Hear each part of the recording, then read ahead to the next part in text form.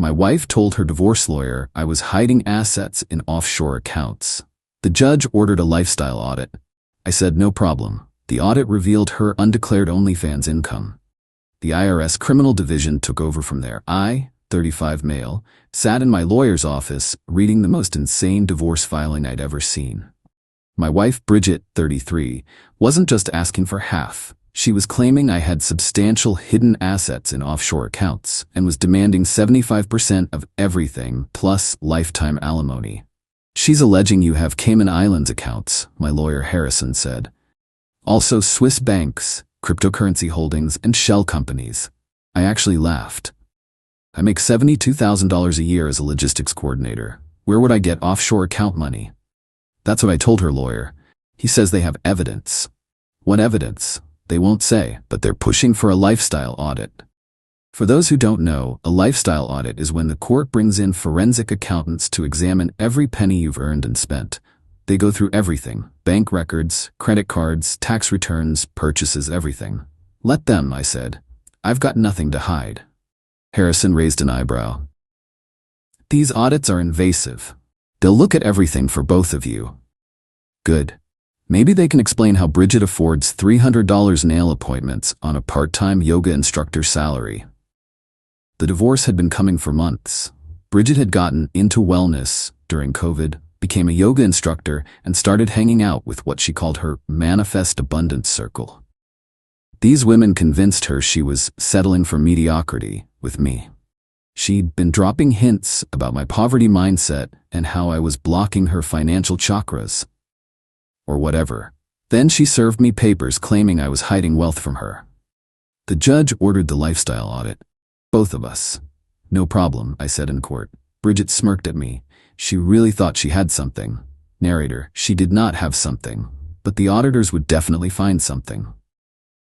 Update 1. The forensic accountants were thorough, like IRS level thorough. They wanted 3 years of bank statements, all accounts, credit card statements, tax returns.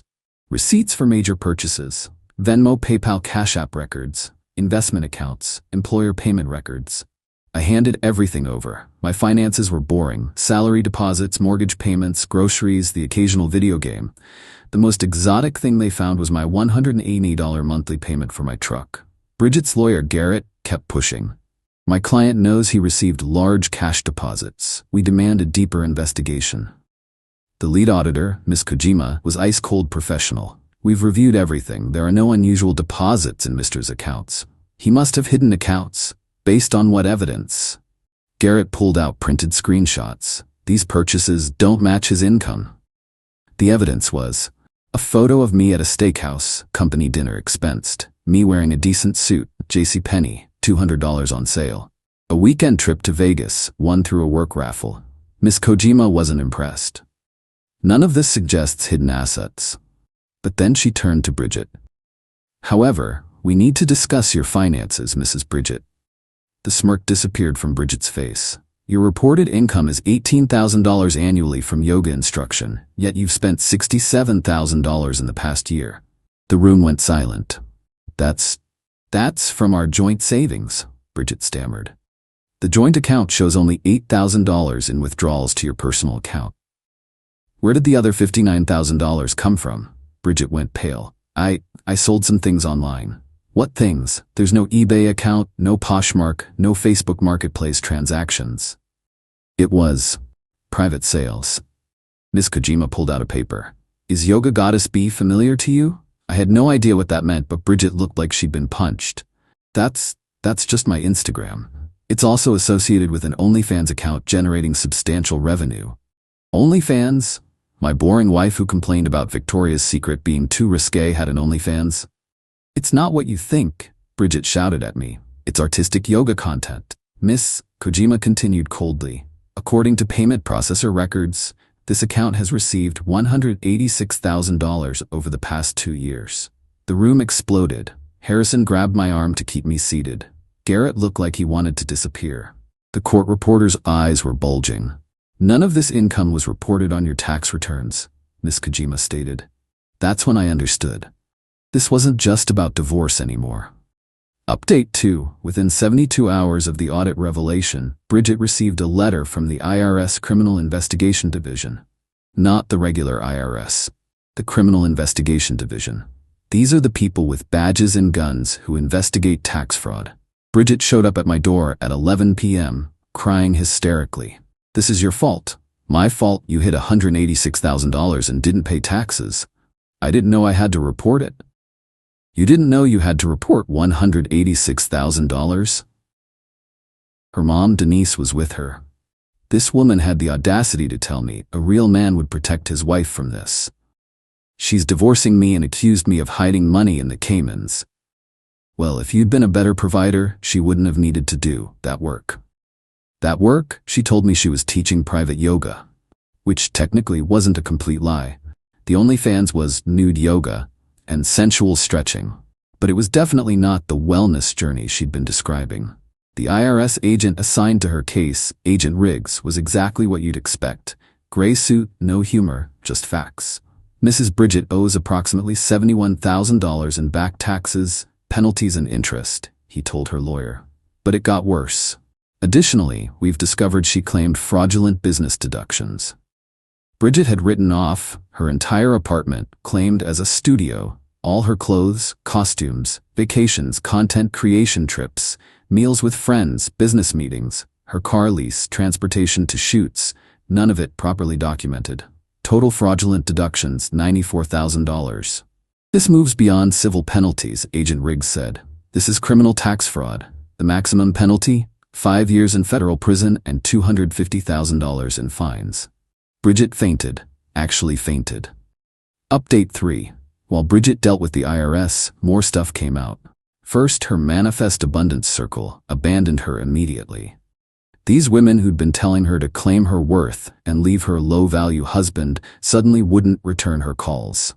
Then I found out about Ramon. Ramon was her yoga photographer who helped with her OnlyFans content. Weird thing, he was also her business partner. They'd formed an LLC together that I knew nothing about.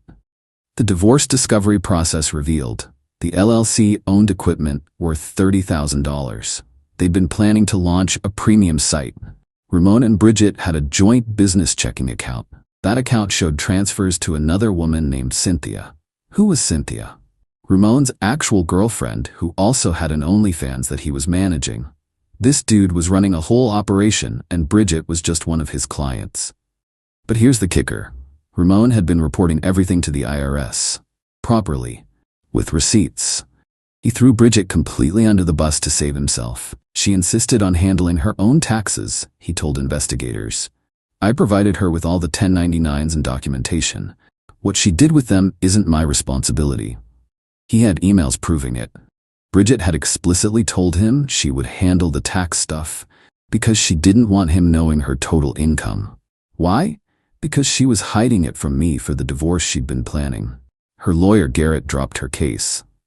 I can't represent someone who lied to me about assets while accusing the other party of the same thing. She got a new lawyer, Kenneth, who immediately tried damage control. My client was confused about tax obligations. The judge cut him off. She has an MBA. Oh yeah, forgot to mention, Bridget has a master's in business administration. She definitely knew about taxes. Update 4. Bridget's family went into full attack mode. Her sister Amber started a GoFundMe. Help Bridget fight IRS persecution. It raised $300 before GoFundMe shut it down for violating terms about legal defense funds. Her dad, Frank, called me. You need to fix this. She's family. We're getting divorced, Frank. Because you couldn't satisfy her needs. Her needs required committing tax fraud. She was exploring her sexuality and not paying taxes on it. He threatened to ruin me if I didn't help her. I asked how he planned to ruin someone making $72 a year who drives a used F-150. He hung up. But the most insane response came from Bridget's best friend, Tori. She went on TikTok claiming I was weaponizing the patriarchal tax system against Bridget. The video went semi-viral in certain circles. He couldn't handle a sexually empowered woman making her own money, so he called the IRS on her. Comments pointed out that I didn't call anyone. The court-ordered audit she requested revealed everything. Tori doubled down. It's financial abuse. He probably knew about her income and is pretending he didn't. My lawyer sent her a cease and desist. She made 3 more videos before her account got banned for harassment. Meanwhile, the IRS investigation expanded. They found Bridget had convinced 3 other women in her yoga class to start OnlyFans pages. She was getting referral kickbacks she also didn't report. Total unreported income over 3 years, $247,000. Update 5. The IRS offered Bridget a deal. Plead guilty to tax evasion. Pay all back taxes plus penalties, $118,000. 2 years probation, 200 hours community service, no prison time. Her alternative was going to trial where she faced 5 years in federal prison. Kenneth advised her to take it, but Bridget decided to fight. She hired a tax protest lawyer named Clifford, who convinced her she could beat the charges by claiming the income was gifts from admirers. The preliminary hearing was a disaster. Clifford argued that OnlyFans income wasn't earned income, but voluntary donations. The prosecutor pulled up Bridget's OnlyFans page, archived. Custom video, $200. Worn yoga pants, $150. One-on-one Zoom session, $500. These are clearly priced services, the judge said. Clifford tried arguing the 16th Amendment wasn't properly ratified. The judge threatened him with contempt. Bridget fired Clifford and hired another lawyer, Monique, who begged the prosecutor to reinstate the plea deal. They offered a worse one: plead guilty, pay $118,000, 3 years probation, 300 hours community service, 6 months home confinement with ankle monitor. She took it. Update 6. With Bridget's tax situation resolved, sort of, we could finally finalize the divorce. Her new position was laughable. She wanted alimony while owing $118,000 to the IRS. The house, which I bought before marriage. Half my 401k. My truck, because hers got repossessed. The judge was not amused. Mrs. Bridget, you accused your husband of hiding assets. That investigation revealed you were hiding assets. You've pled guilty to tax evasion. You're asking for alimony while having earned more than triple his income. Explain your reasoning. I've lost my income source due to this investigation. You lost your income source because you committed tax fraud. I have expenses. That's what legal income is for. The final divorce decree: no alimony either direction. She keeps her tax debt. I keep the house, premarital asset. Split the minimal joint savings, $8,000. Each keeps their own vehicles. She no longer had one. Each responsible for own attorney fees. But the best part? The judge added a special provision. Any future income tax refunds for Mrs. Bridget will first be applied to her IRS debt before any other distributions. She'd been counting on getting refunds to live on. Not happening. Final update. It's been a year since everything went down. Here's where everyone is. Bridget lives with her parents. The ankle monitor came off 6 months ago. She works at a call center making $15 an hour because no accounting firm will hire someone with a tax fraud conviction. Her OnlyFans was permanently banned for terms of service violations, the tax thing. She still owes $89,000 to the IRS. Her mom, Denise, sent me a Facebook message last month asking if I'd consider helping Bridget get back on her feet. I blocked her. Her dad, Frank, posts passive-aggressive memes about weak men, but had to sell his boat to help pay for Bridget's lawyers. Amber, the sister, married a guy she met 2 months ago. Already posting about twin flames and manifesting abundance. Some people never learn. Tori started her own OnlyFans after seeing how much Bridget made. She reports her income properly. Ramon still runs his content creation business. He sent me a LinkedIn request. I ignored it. Garrett, her first divorce lawyer, tells the story at legal conferences as a cautionary tale about client disclosure. As for me, life's good. Quiet but good. I kept my boring logistics job, my boring house, and my boring truck. Started dating Patricia, an accountant who finds the whole story hilarious. She does her own taxes and thinks OnlyFans is too much work for the money. We went to dinner last week at the steakhouse where Bridget's lawyer claimed I was hiding wealth. Our waitress looked familiar. It was Bridget. She saw us, turned white, and switched sections with another server. Patricia asked if I wanted to leave. Nah, I said.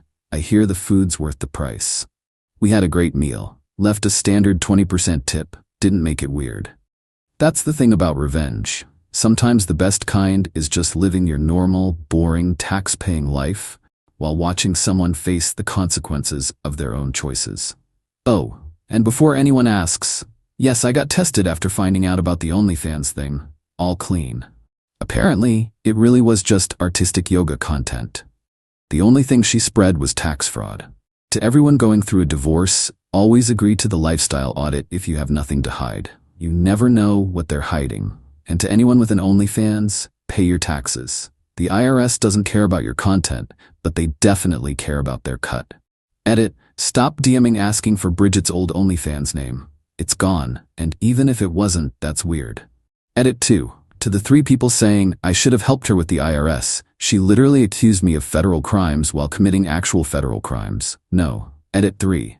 Yes, this is legal to post. Everything mentioned is public record from court filings or guilty pleas. Die mad about it. Edit 4. Patricia says hi and wants everyone to know she helped me do my taxes this year. Got a $1,200 refund, legally.